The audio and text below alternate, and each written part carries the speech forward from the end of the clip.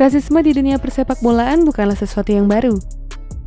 Biasanya rasisme itu mengarah kepada warna kulit ataupun ras suku bangsa seorang pemain.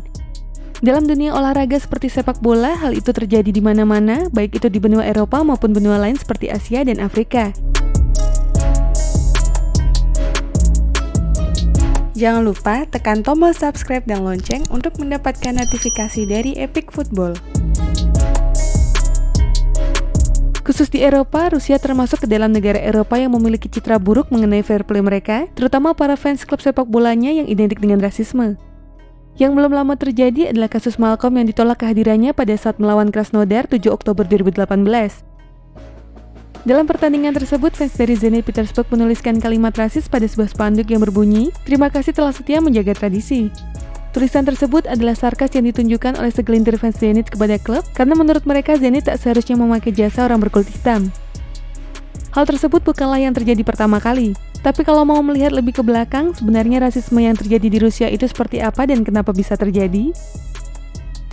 Pada tahun 2006, Rusia ditetapkan oleh Amnesty International sebagai negara yang tingkat rasisme yang sudah di luar kendali atau out of control. Di antara banyaknya kasus rasisme di Rusia, ada setidaknya 4 hal yang selalu menjadi masalah, yakni soal sosial, agama, etnis, dan kebijakan. Dalam persepak bolaan Rusia, etnis seringkali menjadi masalah utama, walaupun sebenarnya manajemen klub menerima dengan baik pemain yang berasal dari manapun.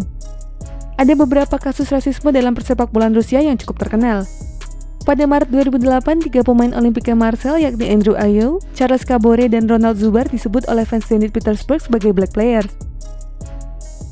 Tidak sampai di situ, dalam wawancaranya bersama BBC Sport, Ronald Zuber mengatakan bahwa mereka melempar pisang ke arah kami dan membuat suara monyet selama pertandingan. Itu adalah hal yang tidak bagus, membuat kekalahan semakin buruk. Marseille kalah 0-2 dari Zenit. Sementara mereka memiliki segalanya untuk dirayakan. Kami lebih suka bahwa pertandingan dihentikan dan orang-orang tidak ada, ungkapnya.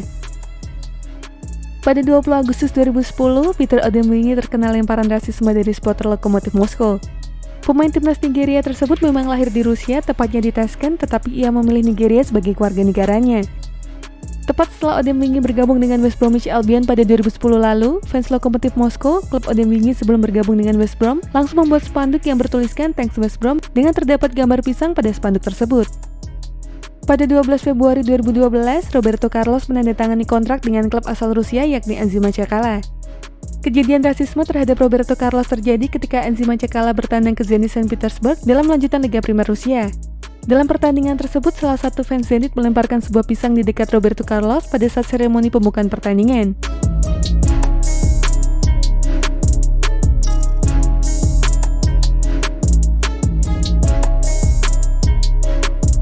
Terbaru adalah rasisme yang dilakukan oleh penyerang asal Rusia yang pernah bermain di Premier League, yakni Pavel Pogrebaniak. Pada bulan Maret 2019, ia mengkritik pemerintah Rusia terkait pemberian kewarganegaraan untuk orang berkulit hitam. Pogrebaniak mengatakan, "Saya tidak mengerti maksudnya. Saya sama sekali tidak mengerti mengapa Aris, striker Krasnodar asal Brasil, menerima paspor Rusia. Sangat mengerikan ketika seorang pemain kulit hitam mewakili tim nasional Rusia." Sebenarnya masih banyak lagi kasus rasisme yang terjadi pada sepak bola Rusia. Lalu bagaimana pandangan dari Federasi Sepak Bola Rusia atau Russian Football Union mengenai rasisme yang terjadi? Sebelum pergelaran Piala Dunia di Rusia, RFS melakukan aksi Say No to Racism agar menjaga keamanan dan kenyamanan saat menonton pertandingan. Komisioner dari RFS yakni Vitali Mutko mengatakan kepada media ESPN bahwa bagi kami di Rusia adalah sebuah tantangan dan tanggung jawab, dan saya pikir ini adalah solusi yang sempurna. FIFA tidak memiliki kompromi mengenai rasisme. Adapun Rusia, Federasi Rusia dan sepak bola Rusia telah mengambil tindakan lebih keras di Rusia. Ini adalah masalah yang bukan murni di Rusia saja. Ini ada di mana-mana dan tentu saja FIFA sedang memerangi fenomena ini. Kami akan mendukung FIFA dan dalam upaya bersama kami akan mencoba untuk menaklukkan ini, ungkapnya. Walaupun tetap kecolongan ketika salah satu fans menyebut Danny Rose dengan sebutan lovable atau mengelikan terhadap dirinya. Memang tindakan rasisme adalah hal yang seharusnya tidak dilakukan pada dunia olahraga seperti sepak bola yang menjunjung tinggi nilai sportivitas. Gerakan Say No to Racism sudah banyak digalakan di berbagai macam liga saat ini, baik level domestik maupun internasional. Tidak nyaman rasanya bila suatu pertandingan yang seru dan menarik harus diwarnai saling hina-menghina, apalagi menimbulkan kekacauan yang tidak ada esensinya sama sekali. Ada sebuah pernyataan dari seorang pesepak bola asal Senegal, yakni Kalidou Koulibaly, yang pernah terkena rasisme dalam beberapa pertandingan di Serie A. Ia mengatakan bahwa ketika Anda tumbuh dewasa di lingkungan Anda akan melihat semua orang sebagai saudara Anda. Kita berkulit hitam, putih, Arab, Afrika, Muslim, Kristen, ya tentu, tetapi kita semua sama-sama orang Prancis. Kita semua merasakan yang namanya lapar, jadi mari kita makan bersama. Atau mari kita semua pergi ke rumah saya dan makan makanan Senegal. Ya, kami tentu memiliki perbedaan, tetapi kami semua sama. Ungkapnya kepada theplayerstribune.com ketika bercerita masa kecilnya di Prancis. Dan itulah informasi mengenai dunia sepak bola dari Epic Football. Jangan lupa untuk like, share, dan subscribe.